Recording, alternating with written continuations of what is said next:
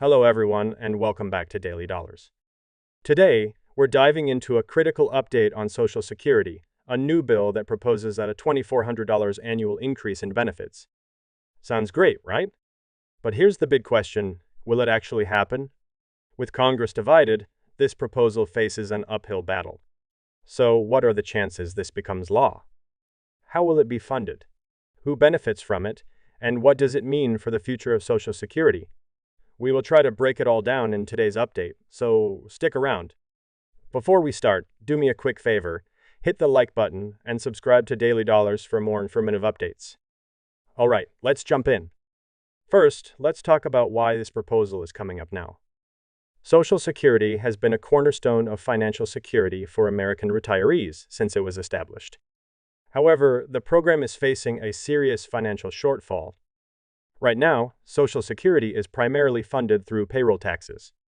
But as more Americans retire and fewer workers contribute, projections show that the Social Security Trust Fund could be depleted by the mid-2030s. If that happens, retirees could see significant reductions in their monthly payments unless lawmakers take action. This brings us to the new bill, the Social Security Expansion Act, which aims to increase benefits by $2,400 per year for all recipients. That's an additional $200 per month in Social Security income, which could make a significant difference for retirees who rely on these payments.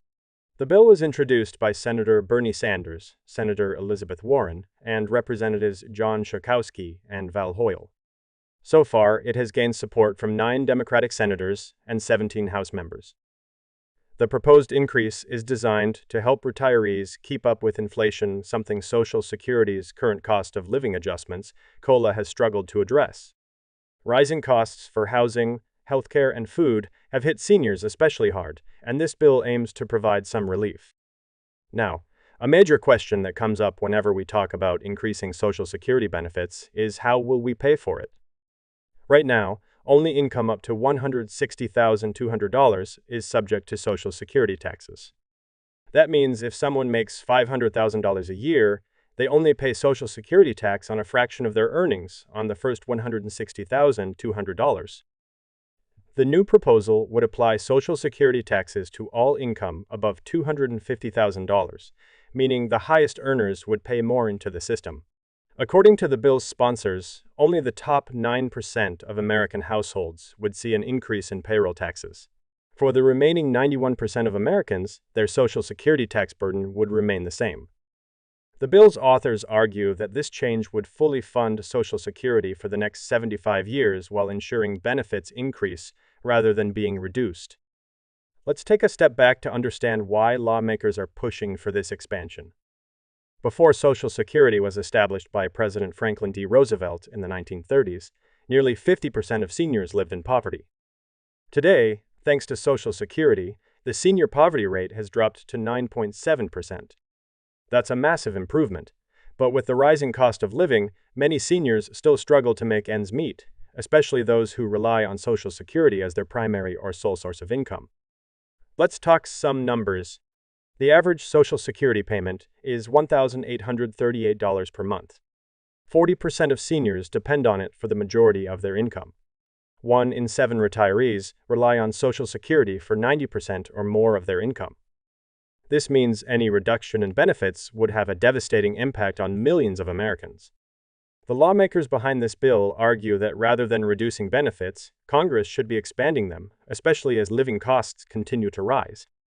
As promising as this proposal sounds for retirees, the big question is, will it actually pass? While the bill has strong support among progressive lawmakers, the reality is that Republicans have generally favored reducing spending rather than raising taxes.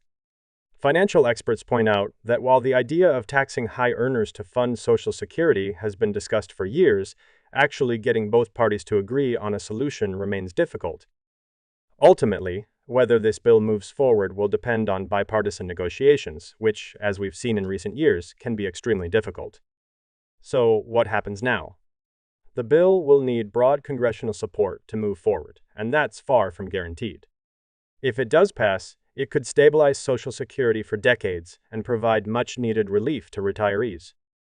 But if it fails, lawmakers will need to find another way to address the program's funding challenges before benefit cuts become inevitable. So, what do you think? Should Social Security benefits be increased? Should high earners pay more to fund the program? Drop your thoughts in the comments below. If you found this breakdown helpful, make sure to like this video and subscribe to Daily Dollars. Thanks for watching, and I'll see you in the next one.